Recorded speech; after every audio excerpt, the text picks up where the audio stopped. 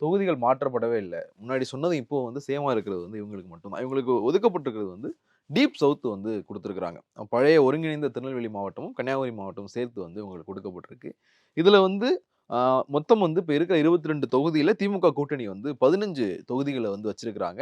இதுல வந்து நம்ம ஒவ்வொரு மாவட்டமா பிரிச்சு பார்த்தோம் அப்டின்னா வந்து கொஞ்சம் கிளியரா இருக்கும்னு நெனைக்கிறேன். முதல்ல வந்து தூத்துக்குடி மாவட்டத்த எடுத்துக்கிட்டோம் அப்டின்னா வந்து 6 சட்டப்பேரவை தொகுதிகள் இருக்கு. அதுல வந்து 4 திமுக வசமும், 1 காங்கிரஸ் வசமும், 1 வந்து அதிமுக வசமும் வந்து இருக்கு. இதுல இந்த அதிமுக வசம் இருக்கிற ஒரு தொகுதி முன்னாள் அமைச்சர் கடம்பூர் ராஜு வெற்றி பெற்ற கோவில்பட்டி தொகுதியா இருக்கு.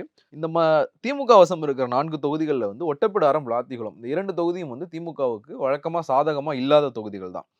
2021ல அதிமுகல இருந்து திமுகல இணைஞ்ச மார்க்கண்டேயனுக்கு சீட்டு குடுத்து தான் வந்து திமுக அந்த தொகுதியில வந்து வெற்றி பெறாங்க. அதுக்கு பிறகு தூத்துக்குடி மாவட்டத்தில டிஎம்கே ஒரு லீடு எடுக்கிறதுக்கு முக்கியமான காரணமா வந்து கனிமொழியே இருந்தாங்க. 2019ல கனிமொழி அங்க மக்களவைத் தேர்தல்ல போட்டியிட்டதுக்கு பிறகு திமுகவுக்கு வந்து ஒரு எட்ஜ் வந்து கிடைக்க ஆரம்பிச்சது.